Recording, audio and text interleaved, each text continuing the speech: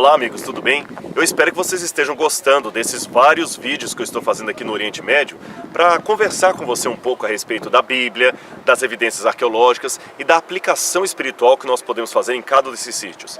É lógico que esses vídeos estão gravados de uma maneira mais tranquila, sem aquela preocupação de estúdio, então haverá algumas interferências, como por exemplo, há um avião passando agora, um avião militar, há grupos que estão vindo aqui, grupos que estão lá embaixo, e esse aqui, onde eu estou, afinal de contas, a gente continua no deserto, perto do Mar Morto. E aqui onde eu estou, ficava a comunidade localizada em Qumran, ou a comunidade que nós acreditamos, os essênios. Os essênios viveram aqui por pelo menos 300 anos. Foi uma comunidade de sacerdotes que rompeu com o sacerdócio lá em Jerusalém e migraram para cá. Aqui eles produziram comida, produziram bebida, plantaram, viveram aqui.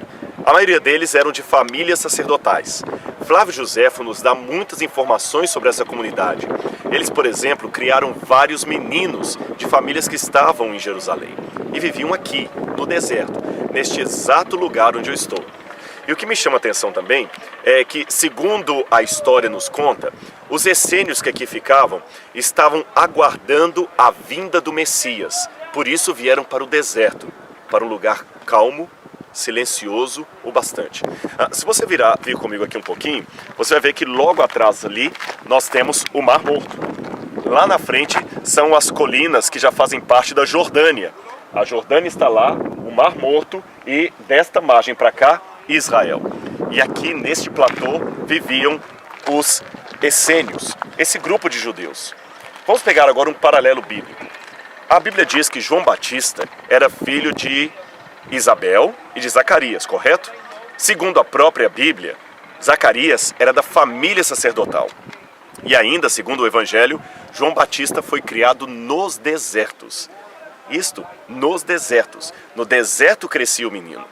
Como os habitantes daqui, deste platô, criavam filhos de famílias de Jerusalém ou de outras partes que não queriam que seus filhos fossem educados lá, eles achavam que Jerusalém estava muito corrompida, é provável que João Batista tenha sido trazido pelo seu pai para ser educado aqui pelos essênios. Por isso a Bíblia fala que ele cresceu nos desertos.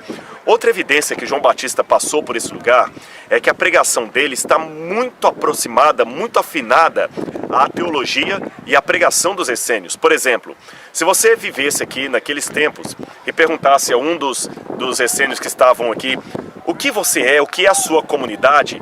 Yahad, eles chamavam a comunidade Yahad em hebraico, ele dizia, ora, a nossa comunidade é a voz que clama no deserto, preparando o caminho para o Senhor. Nós somos aqueles que continuam o trabalho do profeta Elias. Ora, se você olhar, não é exatamente esta a pregação de João Batista? Ele dizia, eu sou a voz que clama no deserto, preparai o caminho do Senhor. Agora, se João Batista passou por aqui, de alguma maneira ele rompeu com a comunidade depois de um tempo, porque ele foi pregar lá perto de Jericó, onde havia um palácio de Herodes, às margens do Rio Jordão, onde ele fazia um batismo. E ele dava um novo significado ao batismo. Naquela época, João Batista talvez já houvesse rompido com eles, mas ainda trazia muitos elementos dos essênios.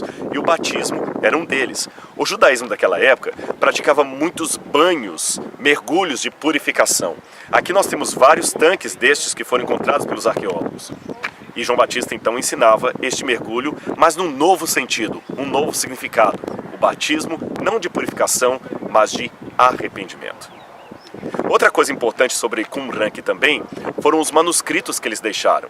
Eles copiavam em determinado lugar aqui várias partes da Bíblia e também da sua teologia, da sua interpretação do judaísmo antigo. Quando os romanos atacaram Jerusalém e a destruíram, e já estavam a caminho para atacar também os judeus que estavam refugiados em Massada, isto por volta do ano 68 depois de Cristo, um pouco antes da destruição de Jerusalém, entre 68 até 73 mais ou menos. Neste período, os judeus que aqui estavam resolveram esconder nas cavernas. Várias cavernas estão lá em cima e uma delas está bem aqui embaixo. Essa caverna aqui. Esta é uma das 11 cavernas que descobriram manuscritos deixados pelos essênios. Esses manuscritos traziam não somente cópias da Bíblia, mas da própria interpretação religiosa deles.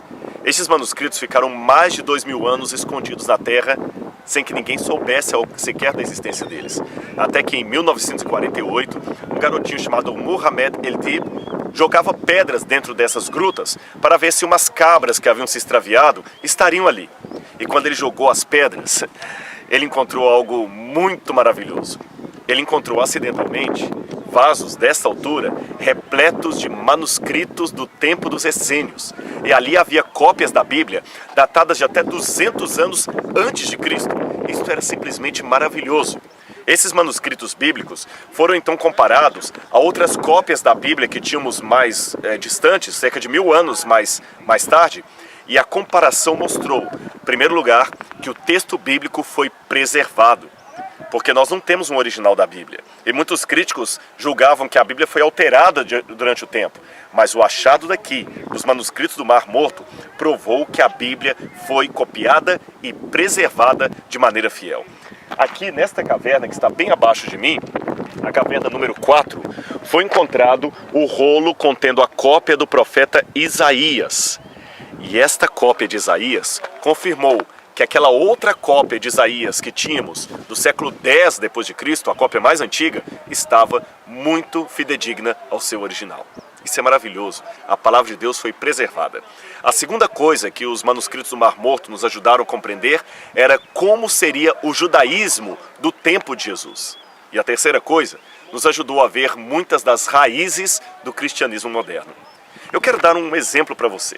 Enquanto isso eu vou andar um pouquinho para que você tenha uma noção do tamanho do sítio. É lógico que para mostrar tudo para você, eu teria que ter mais tempo, mais câmeras. Então eu só estou dando algumas amostras para que você possa ter uma ideia do que espera você aqui nas terras bíblicas, especialmente em Israel.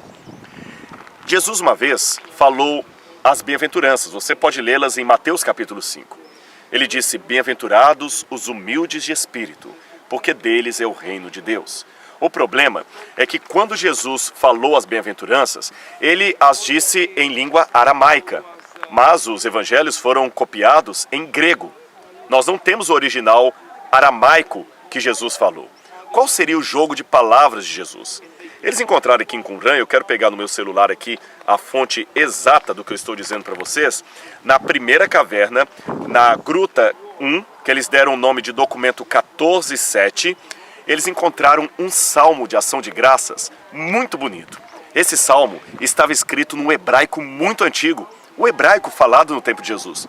Não é um salmo encontrado na Bíblia, é um salmo escrito talvez ou pelos próprios membros da comunidade ou por alguém que se perdeu no tempo. E esse salmo de ação de graças trazia a expressão Anavei Ruach. E ainda, felizes os Anavei Ruach. Essa expressão em hebraico, Anavei Ruach, significa os pobres de espírito. Isto, a mesma expressão que Jesus usaria no Novo Testamento. Só que Anavei, pobres, significa aqueles que se encurvam, aqueles que são humildes, que são susceptíveis à ordem do mestre. E a palavra Ruach, espírito, também pode significar vento. Ruach, vento ou espírito. Então, Anavei Ruach, os pobres de espírito ou os encurvados no espírito, significa aqueles que quando o Espírito de Deus, o sopro de Deus passa, ele se inclina. Se você olhar bem, pense agora, lembre um vento passando perto de algumas ramagens. O que acontece com a planta quando o vento passa, quando o vento sopra? Ela se inclina. Ou pensando em termos de flora brasileira, o bambu. Quando o vento passa, o bambu se inclina. Na mentalidade judaica daquele tempo, aquele bambu, aquela vara, aquela planta que se inclina é um pobre no espírito, um encurvado no espírito. Quando Jesus então falou, bem-aventurados os pobres de espírito, agora eu posso entender o sentido, porque os manuscritos encontrados aqui no Mar Morto me esclareceram.